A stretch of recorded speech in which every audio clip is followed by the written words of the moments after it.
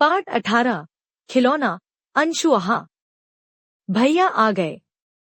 कमल अंशु, देखो मैं तुम्हारे लिए क्या लाया हूँ। अंशु हूँ।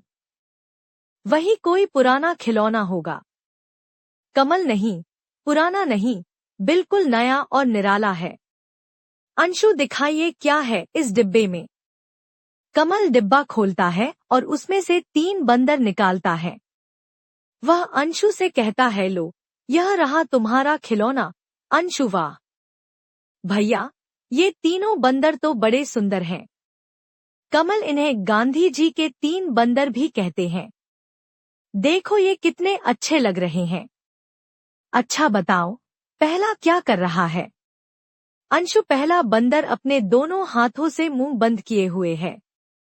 कमल, दूसरा बंदर क्या कर रहा है। अंशु, दूसरा बंदर अपने दोनों हाथों से कान बंद किए हुए है।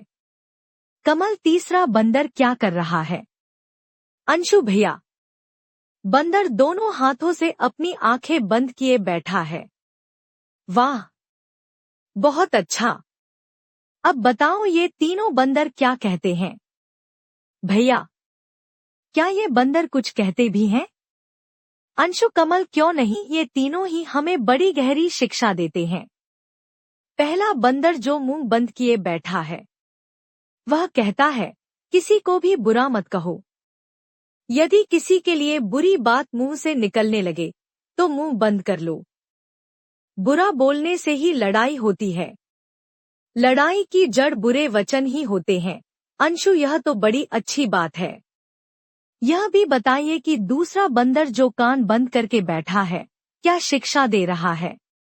कमल, दूसरा बंदर कहता है कि किसी की भी बुराई या निंदा मत सुनो।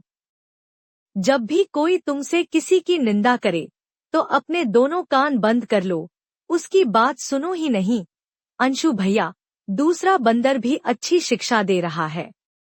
अब बताइए तीसरा बंदर क्या शिक्षा देता है।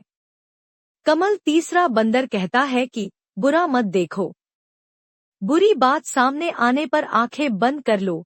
अंशु, हाँ भैया, अब मेरी समझ में आया कि तीनों बंदर 3 शिक्षाएं दे रहे हैं। पहला कहता है कि बुरा मत कहो।